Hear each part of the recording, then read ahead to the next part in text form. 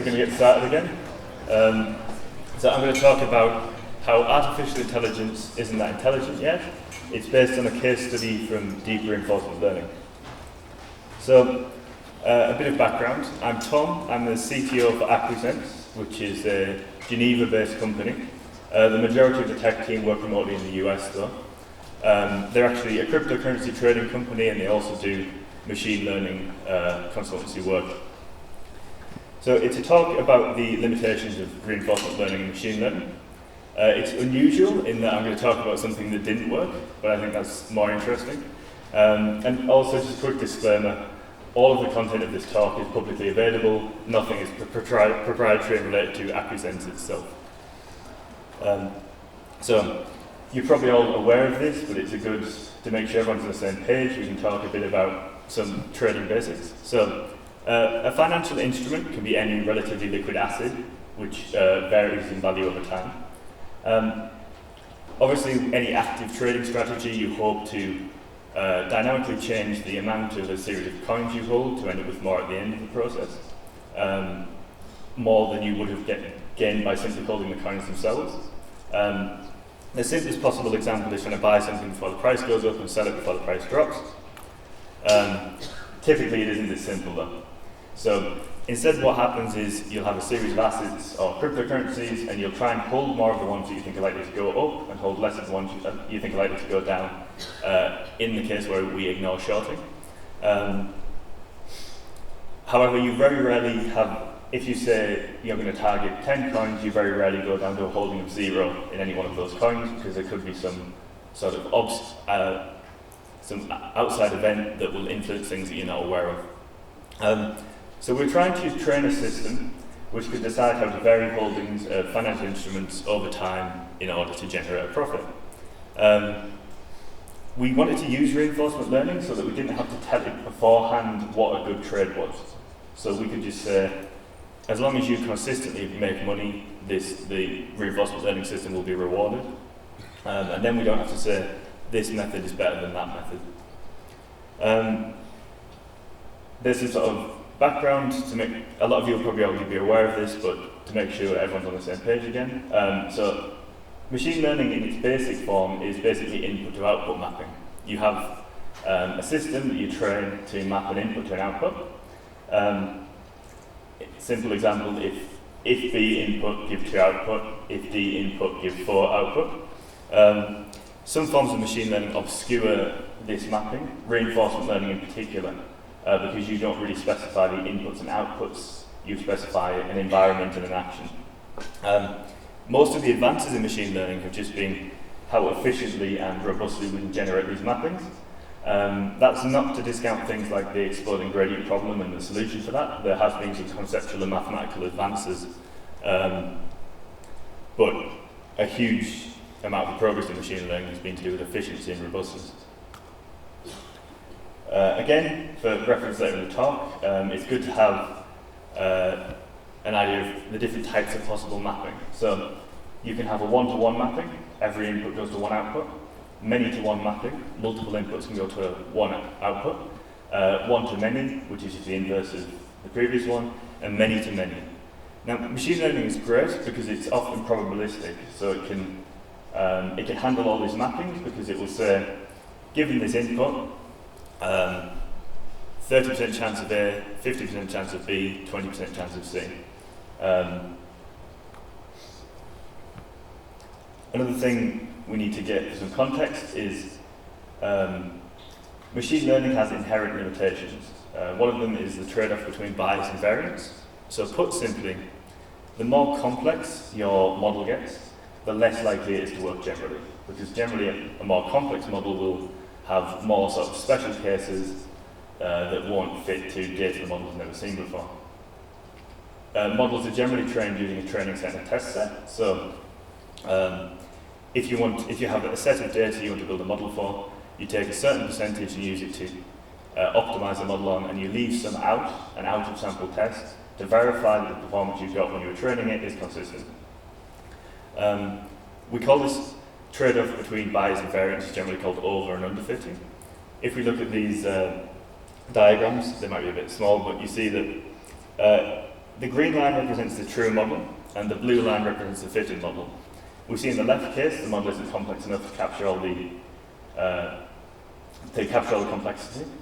In the middle case, it seems perfect, and in the edge case, it seems to be adding things that aren't there in the data set. Now, if you didn't have the green line, you might actually look at the model on the right and say the performance is better here. This more complex model actually goes through more of the points than the more simple model, but we see, because we know the true model, that it doesn't work in a certain region. So how do we address this? In this 2D case, it's really simple. You'd say, okay, I want more data in this point where there's some ambiguity. It isn't normally that simple in real life though, because typically you have more than 2 inputs, so you can't produce nice visualization of the surface. You might not be able to get on demand, get data in certain regimes. A good rule of thumb for this though is when you're fitting a model, you should probably have data that's at least the square of the number of parameters in that model to an order of magnitude. Another limitation, which we need to cover before we dive into things, is machine learning doesn't get you 100% accuracy in every situation. So it isn't a question of we can just train the model for longer, we can add more data. Sometimes that won't improve performance. So a good example is, imagine if you had a biased coin that landed on heads 70% of the time. We don't have any extra information about this coin, so when we flip the coin, we don't know which way it's facing at the start, or like air turbidity or anything clever. The best model we can get is 70% accurate. We can say, you could guess heads all the time and you'll get it right 70% of the time. There's no better model than that you can build in this case unless you have some sort of extra information. And interestingly, if we keep flipping the coin and writing down the result, that increase in data isn't going to help us build a better model, because in the dimensions represented by that data, there's a systemic limit to accuracy. You often run into cases like this where people, there might be pressure from a business team to sort of drive the accuracy of a model up, and it might simply be for that system that you can't push accuracy past a certain point. There's something fundamental limiting how well the model can predict. A good example of overfitting, in my opinion, is technical analysis. So, in technical analysis, there's a lot of bad and some good. Technical analysis is attempting to add visualizations to past price data to predict future price movement. I've never seen a visualization that was actually a leading indicator. So I've never seen one of these that could consistently generate money. Some of it can be useful for sort of denoising data, so like long-term moving averages or measures of volatility are good to sort of for data processing, but they aren't really for aren't that useful for predicting the future, which is what you want to do ideally. And the reason this is such an interesting case is because a lot of people, if you go online and Google make money trading, you'll see hundreds, if not thousands, of people telling you that they can show you how to make money. They typically rely on technical analysis, and they'll say, here's like 2 months or 2 weeks of data, and here's a strategy, and look, I made money. The problem there is there's no out-of-sample testing. So what's happening there is they take a slice of time, they pick some selection of these indicators, and they say, okay, if I'd have done this, it would have worked for these 2 months. But then, generally, when you take that onto data that model hasn't seen before, the performance drops, and it's because you fitted the model to the sample, not to the data set, and that's why you have out-of-sample testing. This awful picture is a good example of one of the problems here. So, one of the favourite technical indicators is something called price action. And as far as I can tell, they'll select some subset of price and draw a line next to it and say, okay, this trend is important. This section of price data is particularly important. They'll take like 3 lines and say, look, because these 3 price action trends have happened, this is going to happen. They never say how they selected those 3 trends out of all possible trends. And this diagram is trying to show all possible trends that could be drawn on a single piece of price data. Okay, so I guess in the trading space, there was a lot of overfitting, and there's a lot of people making promises that they can't sort of keep up with. So you get situations like that where they haven't done statistically sound things, and the models they produce at the end aren't very robust. We hope to address this using something called reinforcement learning. So instead of the simple input to output mapping, you have a system which takes some measure of the environment around it. And then an agent will take an action. There's an interpreter which measures the state of the agent and rewards the agent for good actions. The reward for that action might not just be the sort of upcoming step, it can actually be sort of weighted over a number of future steps. If you look at a good example, the simplest reinforcement learning case that you tend to find in the literature is the self-driving robot. So researchers at a university will typically at night take an RC car, put a camera on it, and give it sort of maybe a Raspberry Pi or something, so that it drives around the corridor, implements a reinforcement learning model, and learns how not to hit walls. It's a good opportunity to explain this sort of cue learning thing, because imagine if the robot is about to drive into a wall. If it can turn left or right, but left will face it into another wall in a couple of steps, it's better it goes right. The way the system handles this is by saying the sum of rewards over the next step and over the next set of possible steps is greater in this direction. So it sort of sums potential future actions. Now, the reason it's the simplest possible case is because the corridor is static. So in a sense, it's overfitting to that corridor. Generally, if you take it out and put it in another corridor, it won't perform that well, especially if it's an arbitrary corridor that can have a different width or different corner angles. The sort of more general problem is the self-driving car problem.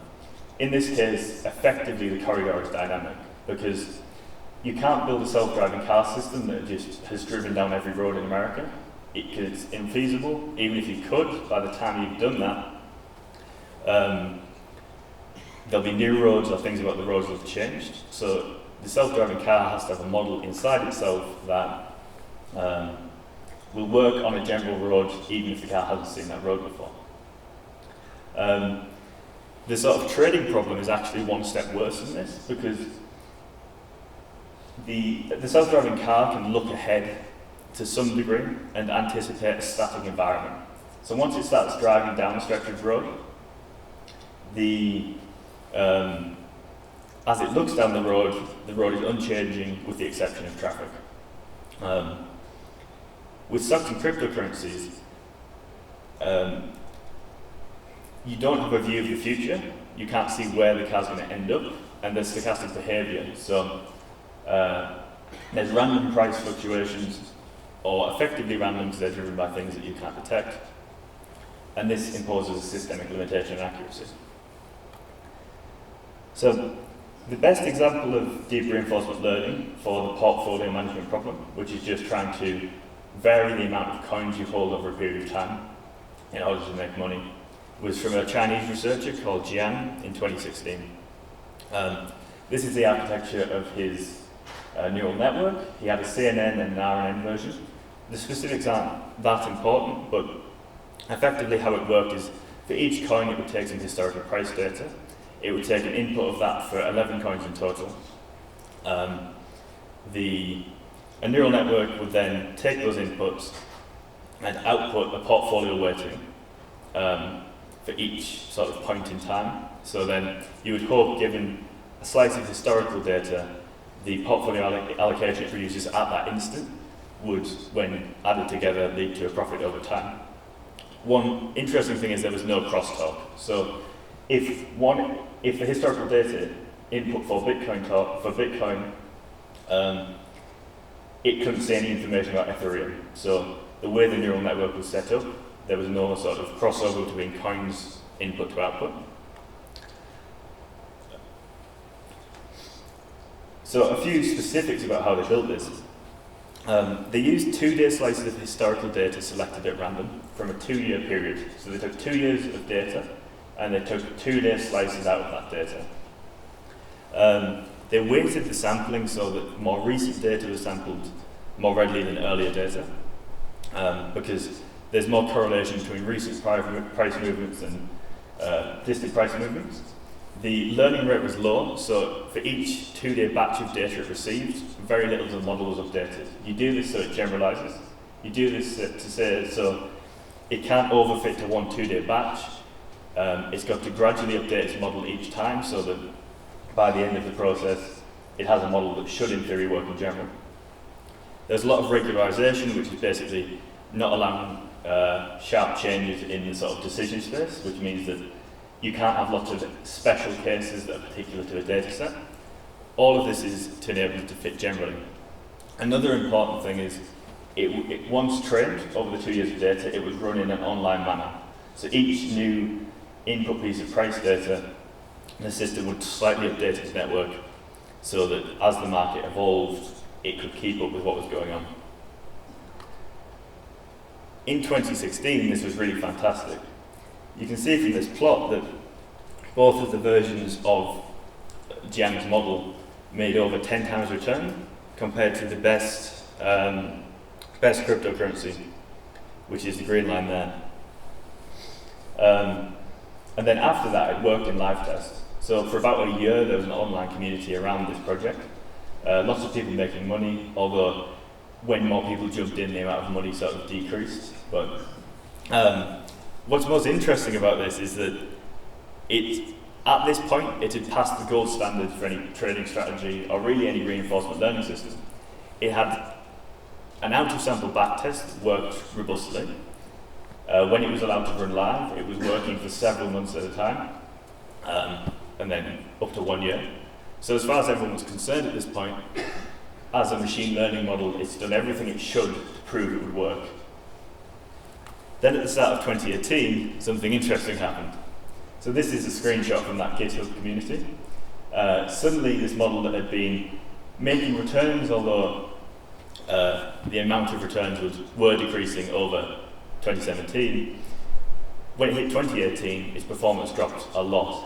So from making maybe a consistent return, within a couple of months, in certain backtests, it was losing money, like 70% of its portfolio value instantly. This is, I mean, a system that was working in backtests for 2 years, was working in live tests for 1 year, shouldn't do this. But what it really points to is a flaw. And it says that, so as I've explained, the only way you could have avoided this is by understanding what was actually going on. And the point is that you can't rely on just a backtest and a live test. If you don't know what your assumptions are when you deploy a model like this, you can end up with a situation like this, where even if it's performing perfectly in a backtest and a live test, things can still go wrong.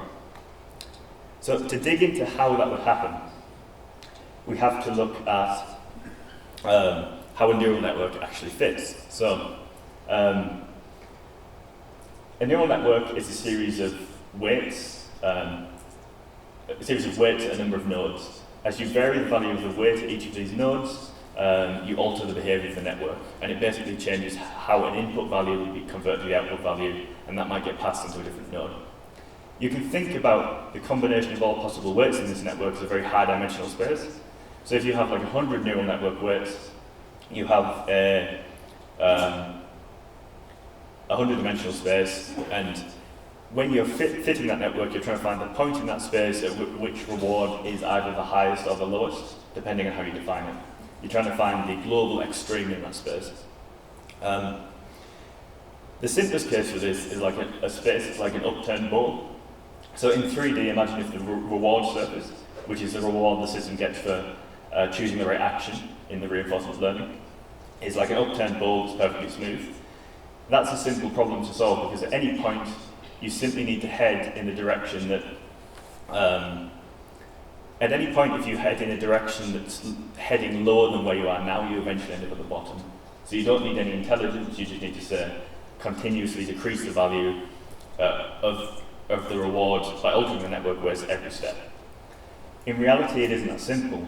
you have bumpy surfaces like this, and what that means is that randomly every so often you have to make your system jump, increase, move in the opposite direction and make the water worse, so that it will jump out of these local minimums and eventually find the global minimum. The problem with this is none of this is automatic generally. So a number of parameters affect the performance of machine learning models that aren't set by the machine learning model. So there's a ton of numbers that have to be input to the system to control how it behaves, and they're largely around dealing with this optimization problem. They're typically set by hand by running multiple models and making inferences. So generally you can tell things like, okay, I think in this case it's not generalizing, so I'll decrease the learning rate or increase regularization. And in a lot of cases that will work, but really what you're betting on there is how static the system is. If you don't anticipate its behavior is going to vary that much in future data sets, that hand tuning is a degree of overfitting, but it typically will get away with it.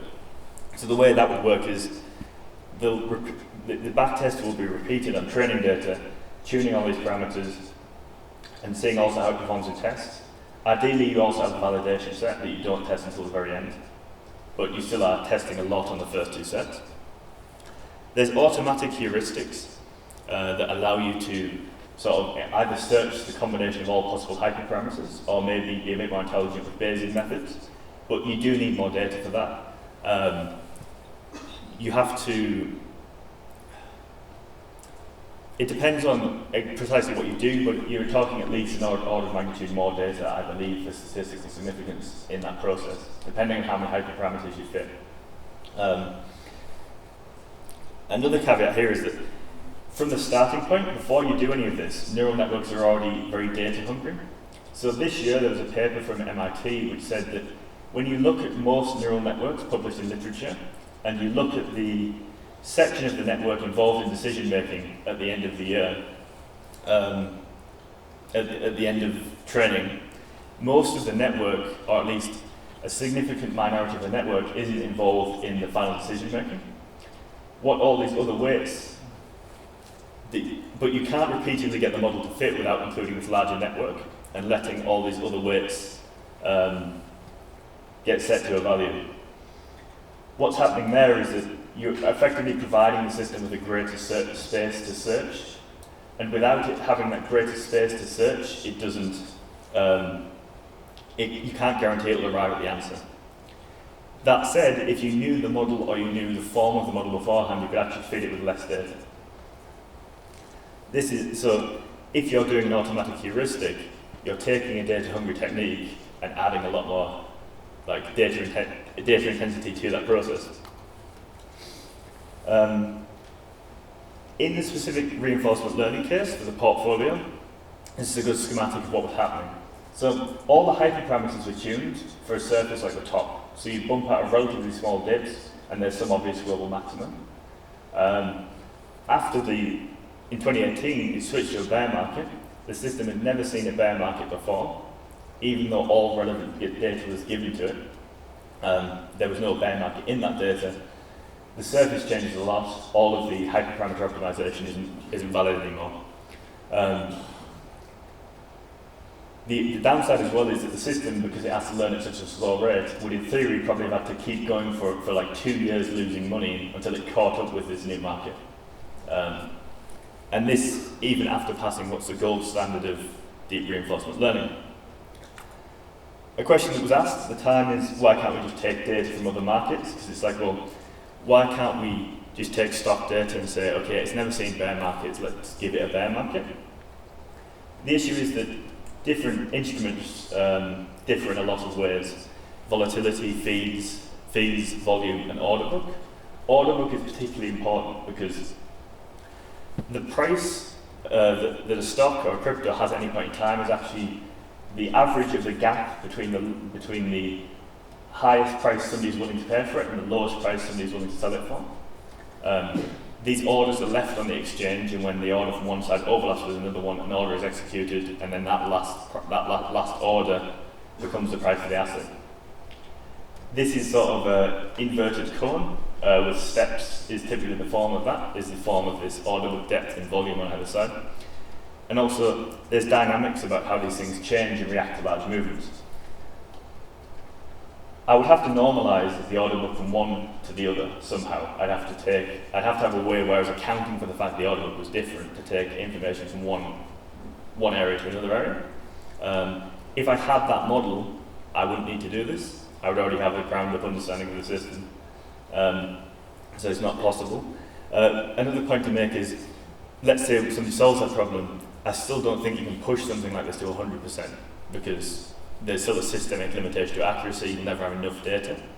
One good idea I've heard addressing this problem is the possibility of maybe freezing or swapping some of the neural network layers out. So you basically only train the middle of the model on each set of data, and the outer layers would have one specific stock one, one specific crypto one. The problem is I'm not aware that the mathematical work has been done to prove that would actually be like consistently optimized. So you could go through that process and end up with just nonsense. So one interesting thing about that dive in the crypto market, a lot of humans lost money there too. A lot of human traders did, but some humans didn't. And this really helps sort of illustrate the flaw in one of the flaws in machine learning. So how do humans think differently from machine learning models?